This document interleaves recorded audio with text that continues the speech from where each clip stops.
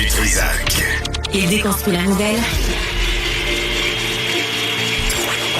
pour que vous puissiez la construire à votre manière. Loïc Tassé est avec nous. Loïc, bonjour. Bonjour Benoît. On va revenir à ce qui se passe en Russie. On a parlé beaucoup de l'Iran, mais on oublie l'Ukraine, la Russie. On a oublié ça, on a balayé ça en dessous du tapis. Oui, comme on disait hier, c'est sûr que l'Iran est en tête de première page de tous les médias, etc. Mais il y a beaucoup d'autres choses qui se passent dans le monde et qui méritent notre attention. Entre autres, figure-toi qu'il y a un drone russe qui a touché un complexe immobilier qui a touché ça en Roumanie. Ouais. Oui, c'est en Roumanie. C'est un complexe immobilier qui est dans la ville de Galati, près de la frontière ukrainienne. Ça s'est passé dans la nuit du 28 au 29 mai. Et c'est la première fois que un engin explosif comme ça touche un complexe immobilier. Il y a eu des drones russes qui ont traversé, mais c'est la première fois vraiment que ça cause des dégâts sur des habitations. Il y a eu 2 blessés, légers dit-on. Mais le gouvernement roumain parle, lui, d'une escalade grave et irresponsable de la part de la Russie. En fait, les dirigeants européens commencent à accuser la Russie de tenter de déstabiliser les sociétés démocratiques européennes. Et ça, ce qui m'ennuie là-dedans, c'est la tendance générale en Europe qui consiste à de plus en plus considérer la Russie comme un pays ennemi. Et c'est vrai que Poutine a des actions contre l'Europe qui sont des actions qui sont au bord de la guerre, avec des attaques informatiques, etc. Mais il y a véritablement on sent une montée de la tension en Europe contre la Russie. Et ça s'est d'ailleurs concrétisé mercredi dernier, alors que des dirigeants britanniques et polonais ont signé, en l'occurrence Donald Tusk et Keir Starmer, ont signé un nouveau traité de sécurité, un traité de sécurité renforcé, et disent les deux contre la menace russe. Et je te cite ce que Starmer disait. Il disait, il n'y a pas de plus grand défi pour nos 2 pays que celui posé par l'agression russe. Et nous constatons que cela ne se limite pas à l'Ukraine elle-même, mais que cela a des répercussions au-delà de ses frontières sur nos propres pays. Et pour sa part, Tusk a dit, il y a une volonté des États, de nos 2 États, de défendre l'État de droit, la démocratie, les droits humains, le sens de la solidarité. Et encore une fois, tout ça aurait été impossible il y a quelques années, il y a même 2 ans, 3 ans. On voit de plus en plus les Européens qui se rassemblent. Bien sûr que Trump, il joue pour quelque chose parce que Trump est de moins en moins intéressé, a de moins en moins les moyens de défendre l'Europe. Donc, l'Europe se rassemble. Mais tu vois, cette espèce de discours guerrier est vraiment en train de monter en Europe et c'est inquiétant. Mais peut-être qu'en se tenant solidaire et debout, l'Europe va tenir tête à la Russie, puis peut-être la Russie va se calmer. Je les blâme pas. N'ont pas le choix. Ouais. Tu sais, c'est le vieux dicton. Si tu veux la guerre, si tu veux la paix, prépare la guerre. Prépare la guerre, c'est ça. Si tu veux la paix, prépare.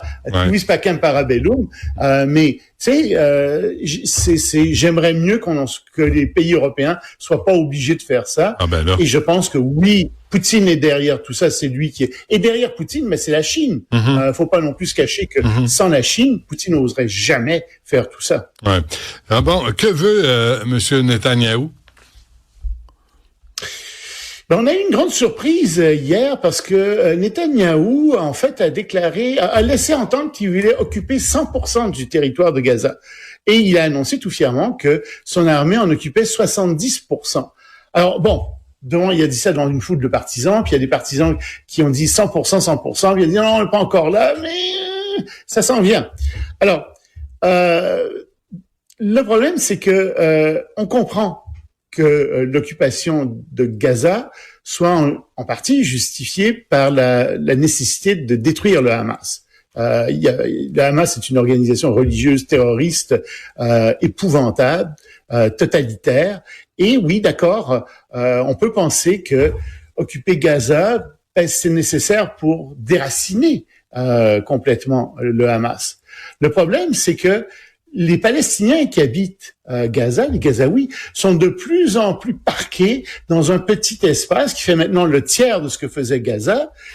Et Israël, malheureusement, est un pays expansionniste. Et on se demande s'ils vont jamais retrouver leur terre. On se demande ce qu'Israël est en train de faire. Même chose au sud Liban. C'est presque maintenant jusque à la moitié du Liban. L'armée monte et on se dit, mais qu'est-ce qu'ils sont en train de faire? Et ils détruisent. Ils sont en train de se débarrasser. Ils sont en train de se débarrasser du Hezbollah et du Hamas.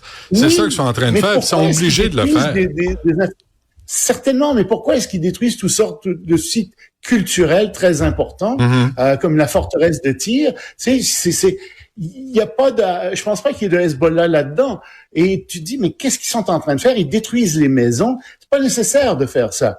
Et on a plutôt l'impression que la volonté d'Israël, c'est d'occuper en permanence le sud du Liban. Le territoire, ouais. Et ça, évidemment, les Israéliens en profitent parce que, comme on disait au début, l'attention du monde entier est capturée par l'Iran. Mais ça pose quand même un sacré problème aussi. Et ça va poser à Israël un sacré problème dans les années qui viennent aussi. OK. Et avant qu'on se quitte, Loïc, un mot sur le Japon et les Philippines. Alors, les deux pays renforcent leur coopération militaire face à la Chine. Il y a eu une visite du président Ferdinand Marcos au Japon. Ferdinand Marcos Junior, ça va de soi, l'autre est mort, son père. Et donc, ils vont partager les deux pays des renseignements militaires. Les Philippines vont acheter des navires de guerre japonais. Ils vont aussi acheter des avions d'entraînement japonais. Et ils vont élever leur partenariat, ces deux pays-là, les Philippines et le Japon, au rang d'un partenariat global, stratégique, ce qui se fait un peu de concert avec les États-Unis, mais en même temps, en Asie du Sud-Est, comme en Europe, les États-Unis ont de moins en moins les moyens de soutenir une présence militaire très forte. Et donc, les anciens alliés des États-Unis s'arrangent entre eux, s'arment entre eux pour se défendre contre la menace qui, dans la région, est bel et bien la menace chinoise avec l'expansion de la Chine en mer de Chine. Et le Japon et la Chine, hein, c'est une vieille querelle qui est pas prête de se régler non plus. Mais tu sais, le Japon est vraiment devenu une démocratie. Et je pense pas que le Japon ait des volontés expansionnistes, d'autant plus que le pays perd 700 000 habitants par année, excuse-moi, là. Moi aussi, je commence à avoir besoin de vacances. 700 000 habitants par année. Et donc, le problème, c'est que ils ont absolument pas les moyens de mener des guerres. Je pense pas qu'ils aient la volonté non plus de le faire. C'est une société qui est beaucoup plus pacifique qu'elle ne l'était avant la Deuxième Guerre mondiale. Mais c'est la Chine qui monte, la Chine qui est qui est pas démocratique, qui est tenue par le Parti communiste chinois, qui excite la population contre le Japon, parce que ça fait partie de tout un mouvement nationaliste en Chine. Et Xi Jinping, on a l'impression qu'il veut s'inscrire dans l'histoire en reprenant Taïwan. Or, pour les Taïwanais, c'est pas possible, et pour le Japon non plus. Si jamais la Chine reprenait Taïwan, ça serait très dangereux pour la sécurité du Japon. Ouais. Donc, tu vois, ceux qui sont les plus expansionnistes en ce moment, c'est vraiment les Chinois. Malheureusement, on en est là avec Xi Jinping. Très bien. Loïc Tassé, merci. À lundi. Au revoir.